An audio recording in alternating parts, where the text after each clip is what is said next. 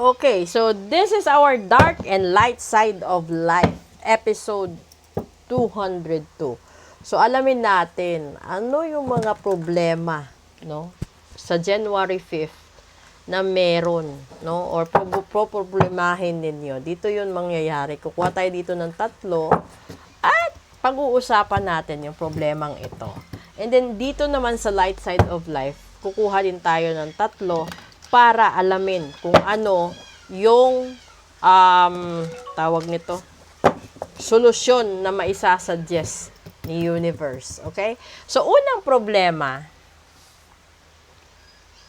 the King of Cups. Hala? Pangalawa, the Moon. And pangatlo,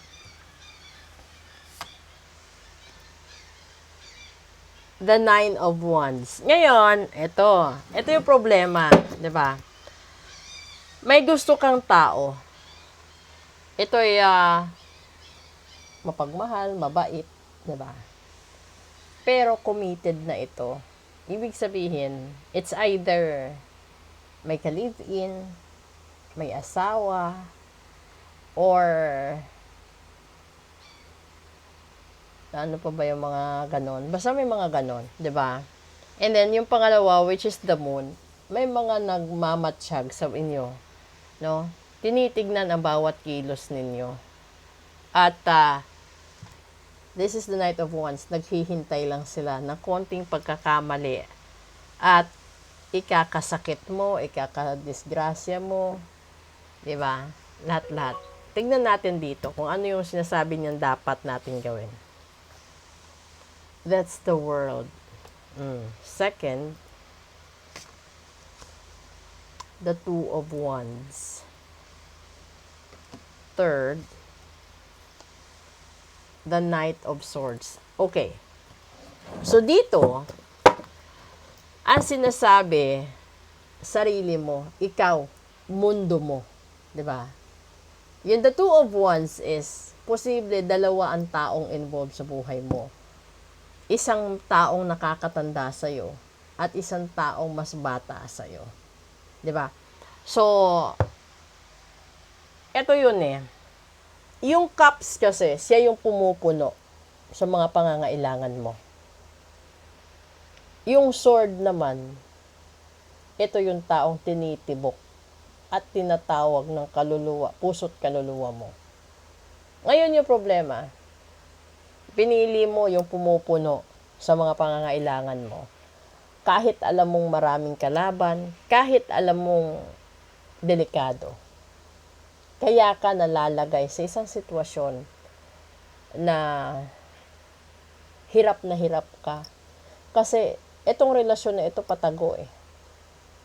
O pwedeng alam ng iba, may duda ang iba, pero pilit mong idinideny na hindi ka nakikita, hindi nahahalata, kasi gusto mo eh. Pero alam niyo ba na nasa huli ang pagsisisi? Kasi dito sinasabi, ang mundo mo masisira dahil sa dalawang tao. Isang nakababata at isang may edad. So mapababae ka man, lalaki, or nasa third gender, ganun pa din yon. Magkakaroon ka pa rin ng problema. Dahil, hindi naman po pwedeng dalawa. Isa lang dapat. 'Di ba? So, kung ayaw mo sa wife mo, sa husband mo, let that person know na ayaw mo na sa kanya. And then, meron kang iba. Kesa naman, umasa siya na kayo yung forever. And then, ikaw pala, hindi. 'Di ba? Kasi kung aalala ninyo yung daily episode natin ngayon, it shows right there, being authentic, being you yourself, being true, not just to other people, pero you have to be true sa sarili mo. Never kang magiging masaya kapag dinadaya mo ang damdamin mo. Hindi matatakpan ng pera ang totoong sitwasyon. Hindi matatakpan ng gayuma ang sitwasyon. Hindi matatakpan ng pambabarang ang katotohanan.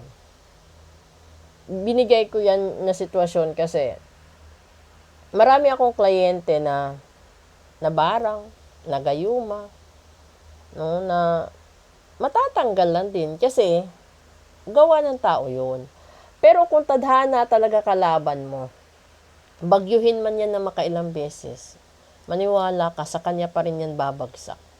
Pero, kahit yung tao na yan, kasal sa iba, pero siya nakatadhana sa'yo, pagkakataon na mismo ang gagawa ng paraan, magkahiwalay sila doon sa taong ikinasal sa kanya para pagtagpuin kayo.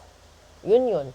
So, yung dalawa kasing senaryo is yung senaryo na planado ng Diyos at yung senaryo na pinlano ng tao. Pinlano ng tao na sirain kayo, ipahamak kayo, para maagaw niya yung gusto niya. No? Pero may mga tao din na tulak ng bibig kabig ng dibdib. Maraming ganyan na hindi nila kayang isugal yung taong mahal nila kahit alam nilang may sabit.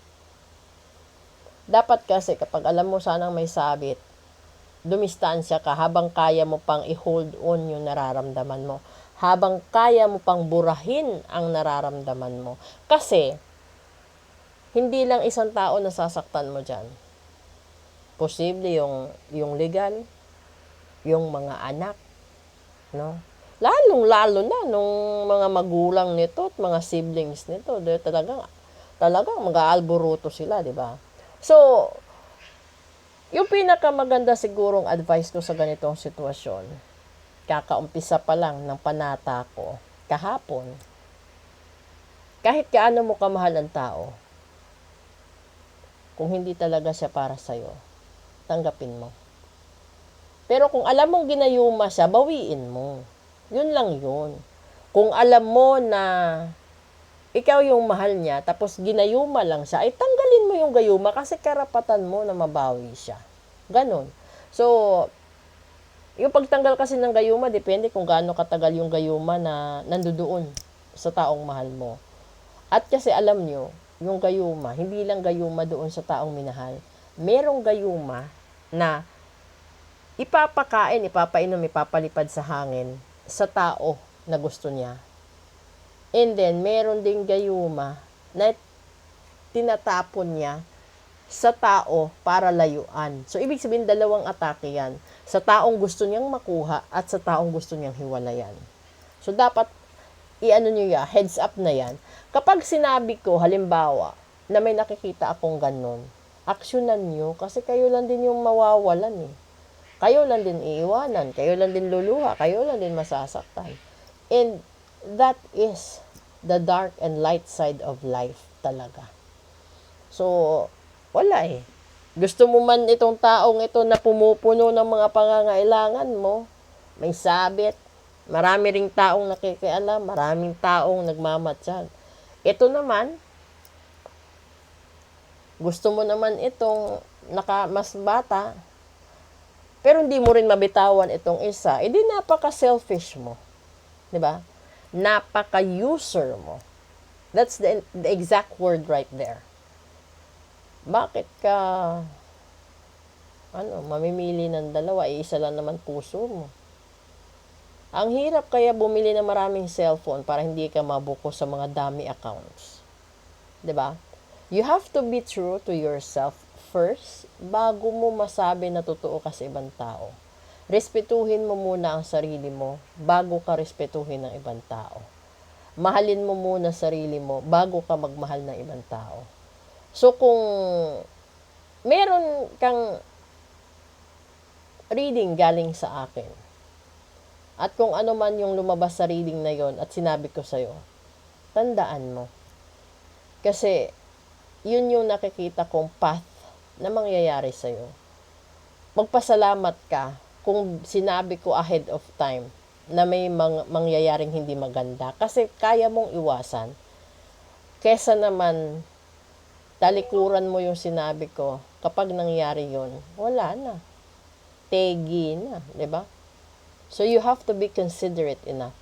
Provide the benefit of the doubt. What if the person, that thing will happen papaano ka?